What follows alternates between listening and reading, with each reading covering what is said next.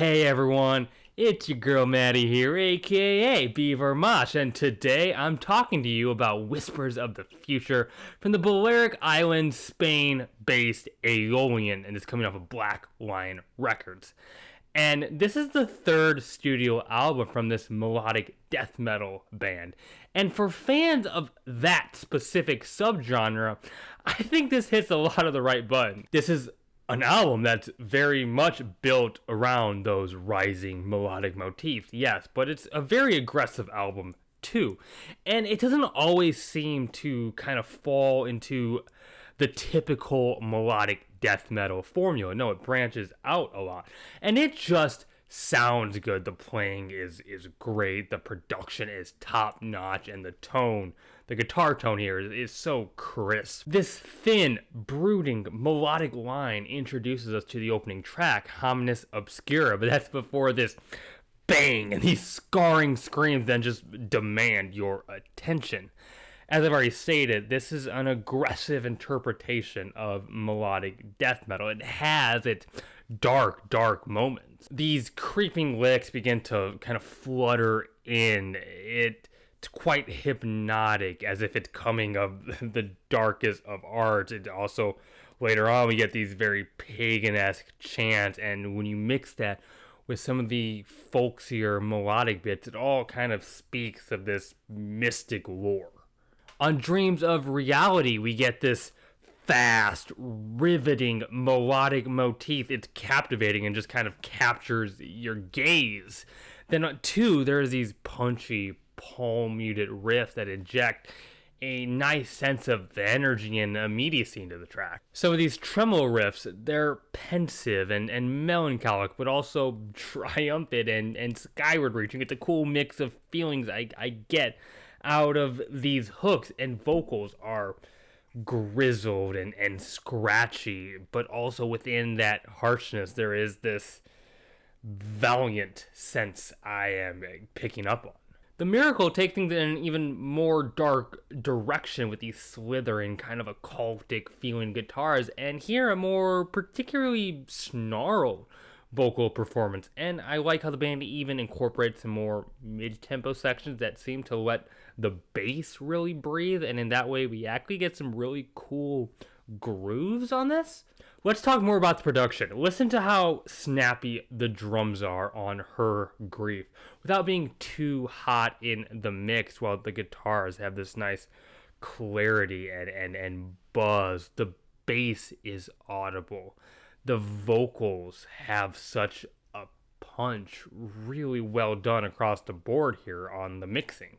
I love these syncopated rhythmic patterns going on with these really jittery, hyper-technical lead work going on. It's carefully chaotic, while the drums as well are batshit. These explosive passages that seem to push the aggression of everything else around it. Later on, there's even this uplifting piano passage that seems to bleed right into this screeching guitar solo. It's quite surprising.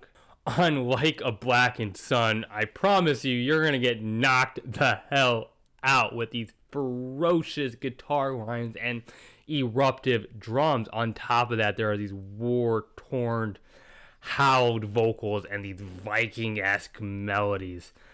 Aeolian does a lot of simple things well, but the way they put those layers together, it's combined in very complex manners. On this track and in other places, the band does like to play with these acoustic interludes and sort of bridges, but it never feels forced. Like sometimes bands will do this and it just feels like filler, or they're trying too hard. But here it just really nicely adds to the aura of the music in general. Into the Flames introduces this total earworm of a melodic lead. It's euphoric, it's memorable, but it also has a bite and works really well with these crunchy and malicious riffs around it. And there are these hallucinating, cycling licks. It's quite impressive, and it just sounds really cool. Lords of Greed shows this beautiful, somber side to Aeolian's music. It has almost a gothic quality to it, while these arpeggios combine for this dreary and dramatic soundscape tied to the very emotion-driven vocals. I think with the mood they conjure and the various textures of this track, it makes it my favorite cut on the album. Listen to the double bass too. It sounds like it's just ripping through the track. It's recorded and played so well. On the title track, there are these double-tracked vocals that tied with the laser-like guitar lines. It's very effective. You're gonna feel your adrenaline pumping. There's also this haunting little solo. I don't know if you would call it that. It's not played fast. More, it allows the emotions to just fully ring out. And it's hard not to be completely enamored by it. The final track, Chronicles of the Fall, is this big, epic, towering 11-minute finale.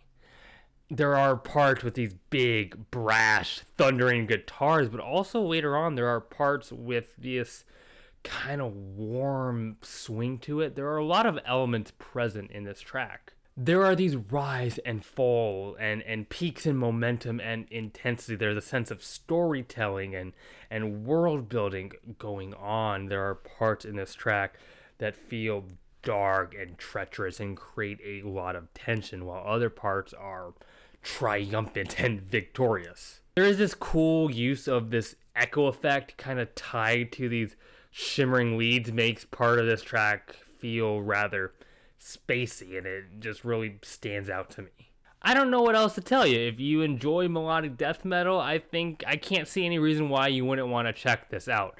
I think it came out early from my understanding.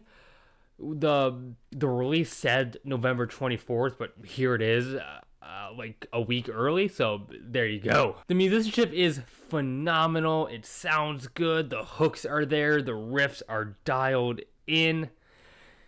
It's hella enjoyable. It's just a hella well put together package that's definitely worth a couple of spins, and those are my thoughts. If you like what I do, like this video, hit the like button. It would mean the world to me if you would consider subscribing. I have a Twitter you can follow. Link to that is in the bio of this YouTube channel. Leave a comment. I love getting to engage with those. Hey, I have a Patreon now. Thanks to my patrons already. You can get access to some exclusive content I put out once a month. No pressure though, but it is a way to support the show and make it more sustainable. You watching right there? Keep it metal. My name is Maddie, aka Beaver Mosh. Signing off.